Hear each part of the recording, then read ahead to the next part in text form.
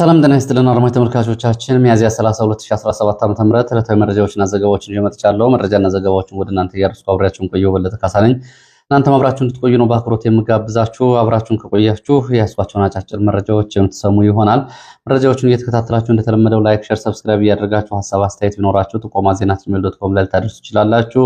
እንዲሁም ደግሞ በተለመዱ ማህበራዊ ሚዲያ የመልእክት መላላኪያ ዘዴዎች ሜሴንጀር፣ ዋትስአፕ፣ ቴሌግራም እና ትዊተር ላይ ልትልኩልኝ ትችላላችሁ። ይህን እያደረጋችሁ ስለሆነ በእጅጉ ነው የማመሰግነው። በርካታ ጥቆማዎችን፣ ሐሳብ አስተያየቶችን ልካችሁልኛል። እንግዲህ በዚህ ሰዓት በርካታ መረጃዎችን ነው የያዝኩት። በትግራይ እና በኤርትራ ድንበር አካባቢ ተገናኝተው ከነበሩ አክቲቪስቶች መካከል አንዱ ተይዞ ታስሯል ተብሏል። ከዚህ ጋር በተያያዘ በርካታ መረጃዎች አሉ። ወደ ትግራይ የሚወስደን መረጃ ነው። በአማራ ክልል የተለያዩ አካባቢ ያሉ የግንባር መረጃዎች እንደተለመደው ወደ እናንተ የማደርስ ይሆናል። የሐኪሞች የአደባባይ የጥቅማ ጥቅምና የደሞዝ ጥያቄ ለሶስተኛ ቀን ቀጥሏል። ይሄ በብልጽግና ከፍተኛ ድንጋጤ ፈጥሯል። የከተማ አመጽ ሊቀሰቀስ ይችላል የሚል ግምገማ ነው ያላቸው በአዲስ አበባ። ከዚህ ጋር በተያያዘ እንደዚሁ ዝርዝር መረጃዎች አሉኝ። እየተከታተላችሁ አብራችሁ እንድትቆዩ ነው የምጋብዘው። ወደ መረጃዎቹ ከመሄድ በፊት ማህበራዊ ሚዲያና የአማራ የፖለቲካ ትግል ከየት ወደ የት በሚለው ጉዳይ ላይ እናንተም ሀሳብ አስተያየቶቻችሁ እንድትሰጡና አሁን ያለውን አጠቃላይ ሁኔታ በተመለከተ አጭር አስተያየት ማቅረብ እፈልጋለሁ። እንግዲህ የአማራ የፖለቲካ ትግል ከ2010 ከለውጡ በፊት በድህረ ለውጡና አሁን ደግሞ የህሉና ትግል እየተባለው የትጥቅ ትግል ከተጀመረ በኋላ ማህበራዊ ሚዲያው ያለው አጠቃላይ አዎንታዊ ሚናም ሆነ አሉታዊ ሚና ምንድን ነው የሚለውን ብዙ ሰዎች እንዲገመግሙትና እንግዲህ በዚህ ምናልባት ይህን ሚዲያ የሚሰሙና የሚከታተሉ ሰዎች ያላቸው እያንዳንዱ የማህበራዊ ሚዲያ መረጃዎቻቸው፣ ሀሳቦቻቸው አሉታዊና አዎንታዊ ወይ ደግሞ ለትግሉ ያላቸውን አስተዋጽኦ እንዲገመግሙ እንዲጠይቁ ማድረግ ተገቢ ነው የሚሆነው። እንግዲህ ብዙዎቹ በተለያየ መንገድ በፖለቲካ ትግሉን በማህበራዊ ሚዲያ ለመምራት እንዲሁም ደግሞ አጠቃላይ የድርጅቶችንም የህሉና ትግል ታጋዮችንም አጠቃላይ ውሳኔዎችንም በማህበራዊ ሚዲያ ለመምራት በማህበራዊ ሚዲያ ተጽዕኖ ለማድረግ የሚደረጉ እንቅስቃሴዎች ምን ጥቅም አስገኙ የሚለው ጉዳይ በደንብ መታየትና መነሳት ያለበት ነው። በቅድመ ለውጥ ወይ ደግሞ እንግዲህ ከለውጡ በፊት በነበረው ማህበራዊ ሚዲያ ጉዳይ ላይ ወጥ የነበረ የአማራን ህዝብ ችግሮች ሙሉ በሙሉ የሚጋራና ወጥ የሆነ ማህበራዊ ሚዲያ መረጃዎችን ማጋለጥ በወቅቱ እንግዲህ ሚዲያም አልነበረም አማራጭ ሚዲያ። ከዛ አንጻር ውጤት አምጥቷል። በተለይ በለውጡ አካባቢ የነበሩ ሁኔታዎችን በማጋለጥ በኩል ማህበራዊ ሚዲያው ቀላል ሚና አልነበረውም። በወቅቱ የነበረው የሚዲያ የመረጃ ፍሰትም ተመሳሳይ ወጥነት ያለውና ሁሉም የሚጋራው ሐሳብ ነበር። በድህረ ለውጡ የመጡ የተለያዩ የጥቅም የተለያዩ አስተላለፎችን ተከትሎ ደግሞ የተከሰተ ቀውስና ለአሁንም ትግል ድረስ ጭምር ጣጣውን ጥሎ የሄደ ቀውስ ነው የተፈጠረው። አሁንስ በህልውና ትግሉ ላይ ያለው ሁኔታ አጠቃላይ በማህበራዊ ሚዲያው ምንድነው እየሆነ ያለው የሚለው ጉዳይ በደንብ መታየት መገምገም ያለበት ነው። በዋናነት በቲክቶክ፣ በፌስቡክ፣ በተለያዩ ማህበራዊ ሚዲያዎች ዩቲዩብን ጨምሮ በሚተላለፉ መረጃዎች ላይ ይሄ ትግል ምን አሉታዊ ነገሮችን አገኘ፣ ምን አዎንታዊ ነገሮችንስ እንደዚሁ ገጠሙት የሚለውን ነገር በደንብ መታየት ያለበት ጉዳይ ነው። ሁላችሁም በዚህ ጉዳይ ላይ ምናልባት ደቂቃ ከዛ ማነስ ሲል ሴኮንዶችን ወስዳችሁ ልትገመግሙ ትችላላችሁ። በየፊናው ያለውን ማህበራዊ ሚዲያው ላይ እንግዲህ በርካታ ሰዎች ናቸው ያሉት። አንዳንዶቹ ከልብ ትግሉን የደገፉ ሆኖም ግን መልእክቶቻቸው የሚያሳርፉትን አሉታዊና አዎንታዊ ተጽዕኖ ከመገምገም አንጻር በዚህ በኩል የሚፈልጉትን ሀሳብ ከመናገር ባሻገር ጉዳዮችን የማይገመገሙ ግን እውነተኛ የሆኑ ሌሎች ደግሞ ዓላማና ግብ ይዘው የተለያዩ ዓላማዎችን እንግዲህ ይዘው የሚሰማሩ አሉ።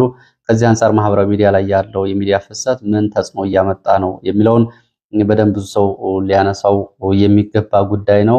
ይሄ ተደጋጋሚ አስተያየቶች የቀረቡበት ግን አሁንም ያልተስተካከለ ጉዳይ ነው። በምን ደረጃ ነው ኃላፊነትና ስሜት ተሞልቶት መልእክቶችን መረጃዎችን እያስተላለፈ የሚገኘው? የሚጻፉ ጽሁፎች፣ የሚፈጥሯቸው ትርክቶች እንዲሁም ደግሞ ለጥላት መግቢያና ለእነሱ በቀላሉ የሚሰበስቧቸው መረጃዎች ናቸው እየተላለፉ የሚገኙት።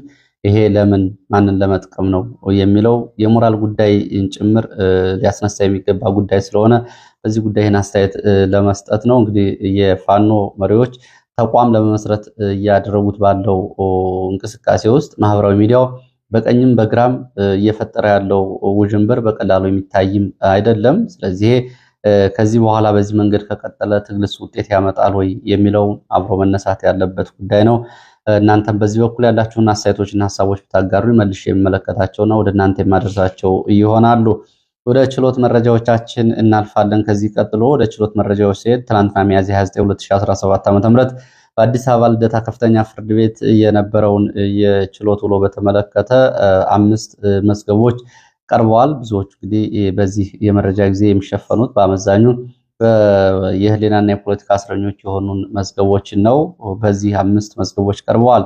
ከነዚህ መካከል በእነ ዶክተር ወንዶሰን አሰፋ መዝገብ 23 ተከሳሾች ያሉበት በእነሱ ላይ ምስክር ለማሰማት ፍርድ ቤት ቀርበው ነበር። ሁለተኛ በእነ ዘነበ ሽታ መዝገብ ፍርድ ቤት ቀርበዋል። ሶስተኛ እነ እንዳልካቸው እውነቴ፣ አራተኛ እነ ታደለ በቀለ፣ አምስተኛ ተስፋዬ ታደሰን ጨምሮ 5 መዝገቦች ፍርድ ቤት ቀርበው ነበር። በእነ ዶክተር ወንዶሰን አሰፋ እንግዲህ ባለፉት ሚያዝያ 22 ምስክር ለማሰማት ተብሎ ተቀጥሮ የነበረው ተራዝሞ አሁን ምስክር የማሰማት ሂደት መቀጠሉን ነው መረጃዎች የሚያሳዩት። በአቃቢ ሕግ ምስክሮችን ለመስማት ትላንትና በነበረው ቀጠሮ አቃቢ ሕግ ምስክሮቹን አቅርቧል። ከሰሜን ሸዋ መሃል ሜዳ አካባቢ ያመጣቸውን 4 ምስክሮች አቶ ታደሰ በቀለ፣ ወንድሜነህ እሸቴ፣ መስፍን ወርቄና ሀብቴ ሽጥላ የግርማ ሽጥላ ታናሽ ወንድምን ጨምሮ ሌሎች 2 አቶ አላዩ ወልደ ጻድቅና 50 አለቃ ጌትዬ ሙላት የተባሉትን ምስክሮች አምጥቶ አሰምቷል። ምስክሮቹ የግርማ ሽጥላ አሟሟት ግድያ ላይ በተመለከተ የሚያውቁትን ነገር ስለማስረዳታቸው እንዲሁም ደግሞ ከነዚህ ውስጥ 3ቱ በወቅቱ በጥቃቱ ሲፈጸም አብረው እንደነበሩና ጥቃት ደርሶባቸው እንደነበረ ለፍርድ ቤቱ ተናግረዋል። ሀብቴ ሽጥላ የሚባለው የግርማ ሽጥላ ታናሽ ወንድም ደግሞ ጥቃቱ ከተፈጸመ በኋላ ወደ ቦታው የደረሰ መሆኑንና ጥቃቱ ሲፈጸም የተመለከተው ነገር እንደሌለ፣ ሆኖም ግን ከዛ ቀደም ብሎ ማህበራዊ ሚዲያ ላይ የነበረውን አጠቃላይ የልዩ ኃይል መፍረስና ዘመቻዎችን ይከታተል እንደነበር ነው ለፍርድ ቤቱ እያስረዳው። ሌላው እነ ዘነበ ሽታ ደግሞ ለብይን ነው ተቀጥሮ የነበረው። ከታህሳስ ጀምሮ በተደጋጋሚ በክሳቸው ላይ ብይን ለመስጠት በተደጋጋሚ የተመላለሱ ነው የሚገኙት። ትላንትም ብይን አልተሰጠም። መዝገቡ ለሌላ ተለዋጭ ቀጠሮ ለግንቦት 11 2017 ተቀጥሯል ተብሏል። ሶስተኛ እነ እንዳልካቸው እውነቴ ናቸው። እነሱም ዋስትና ጉዳይ ብይን ለመስጠት ነበር ትናንትና ፍርድ ቤት ቀርበው የነበሩት። ፍርድ ቤቱ ክርክር ካዳመጠ በኋላ ዋስትናውን ውድቅ አድርጎ ዋስትና አልፈቀደም። ተለዋጭ ቀጠሮ ለግንቦት 14 ተሰጥቷል ተብሏል። ሌላው ታደለ በቀለ፣ ተስፋዬ ታደሰ በተናጠል ፍርድ ቤት ቀርበው ለግንቦት 4 እና ለግንቦት 26 ተከታታይ ጊዜ ቀጠሮ ተሰጥቶባቸዋል ተብሏል። የፍርድ ቤት መረጃዎች እነዚህን ነው የሚመስሉት። ወደ ሌሎች መረጃዎች ስንሄድ በነገራችን ላይ በዛሬው ዕለት ዛሬ ሚያዝያ 30 በፍርድ ቤት መረጃዎች አቶ ዮሐንስ ቦያለውና አቶ ክርስቲያን ታደለ አቤቱታና ክስ ያቀረቡበት የጋዜጠኛ ስዩም ተሾመ የሚዲያ ተንታኝ ነው። እሱ ዛሬ ፖሊስ ይዞ ለ4ኛ ቀን ፍርድ ቤት እንዲያቀርብ ትዕዛዝ የተሰጠው ለዛሬ ነው። ዛሬ ፍርድ ቤት ይቀርባል አያቀርብም ወይስ ፖሊስ እንደተለመደው አላገኘሁትም የሚል ምላሽ ይሰጥ ይሆን ወይ የሚለው ነው። ባለፈው በነበረው የፍርድ ቤት ክርክር እሱን ይዞ ማቅረብ እንዴት አልተቻለም በሚል ከሳሾች ባቀረቡት አቤቱታ ፍርድ ቤቱም ጉዳዩ ከአቅሙ በላይ ስለሆነና የፍትህ ስርዓቱ እየሞተ ስለመሆኑ ማሳያ ነው፣ ይህንን ጉዳይ ከዚህ በኋላ ፍርድ ቤት ለማቅረብ የተከሳሾችን የፍርድ ቤቱ ጉዳይ ነው የሚል ምላሽ መሰጠቱ ይታወቃል። ዛሬ ሲቀርብ ይሆን አብረን የምናየው ነው የሚሆነው። በሌላ መረጃ ሰዓታችን ይመለስበት ይሆናል። ወደ አማራ ክልል የግንባር መረጃዎች ስንሄድ ወደ ዳንግላና አካባቢው ትላንትናው ዕለት በዳንግላ ከተማ ወደ ወታደራዊ ማሰልጠኛ ተጭነው ሲጓጓዙ የነበሩ ታዳጊዎች እንዳመልጡ ተደርገዋል ተብሏል። የአማራ ፋኖ በጎጃም 3ኛ ክፍለ ጦር ከተለያዩ ቦታዎች የመጡ ታዳጊዎች ሚያዝያ 29 2017 በዳንግላ ከተማ ማስለቀቁንና ወደ ማሰልጠኛ ጣቢያ ሳይሄዱ ወደ ፋኖ እንዲቀላቀሉ ስለማድረጉ ገልጿል። በልዩ ዘመቻ ነው ልጆቹን እንዲያመልጡ የተደረገው የሚለው የፋኖ መግለጫ ከሚያዝያ 1 እስከ 2017 እንግዲህ በተለያዩ አካባቢዎች ተደረጉ ወታደራዊ አፈሳዎች ሰለባ የነበሩ እድሜያቸው ለውትድርና ያልደረሱ ታዳጊዎች ነው ከተለያዩ ዞኖች ተሰብስበው ወደ ወታደራዊ ማሰልጠኛ ሲሄዱ እንዲያመልጡ ያደረኩት ብሏል።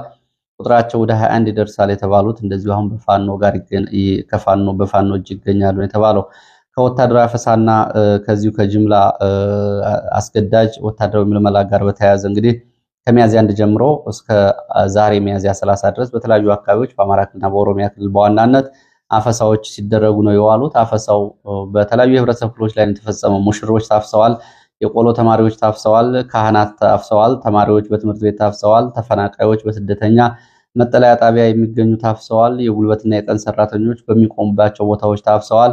በተለያዩ መንገድ የስራ ዕድል ፈጠራ ተመቻችቶላቸዋል የተባሉ ወጣቶች ለስራና ዕድል ፈጠራ ወደ መንግስት ቢሮዎች ባመሩበት ወቅት የስራ ዕድል ያለው መከላከያ ነው በሚል ተገደው እንዲሄዱ ተደርገዋል። ይሄ በተከታታይ ዘገባ ላይ የቀረበ ነው። ይህንን በተመለከተ እድሜያቸው ያልደረሱ ህጻናት መከላከያ እየመለመለ ነው የሚለው ጉዳይ መነጋገሪያ ከሆነ በኋላ ባለፈው የመከላከያ ቃል አቀባይ ኮሎኔል ጌትነት አዳነ በጉዳዩ ላይ ማብራሪያ ሰጥተዋል። እኛ በእድሜያቸው የደረሱትና በመስፈርቶች መሰረት ነው እየመለመል ነው ቢሉም አሁንም የ12 ዓመት ታዳጊዎች ጨምሮ እየተመለመሉ ስለመሆናቸው መረጃዎች ያሳያሉ። ወደ ሜጫ ስንሄድ ሜጫ ዳጊ ትምህርት ቤት በሰፈረ መንግስት ኃይል ላይ ድንገተኛ ጥቃት ተፈጽሟል። የአማራ ፋኖ በጎጃም አንደኛ ክፍለ ጦር ኮሎኔል ታደሰ ሙሉነህ ብርጌድ በፈጸመው ድንገተኛ ጥቃት በትምህርት ቤቱ ላይ ሰፍሮ የነበረ መንግስት ኃይል ላይ የደረሰው ጉዳት በዝርዝር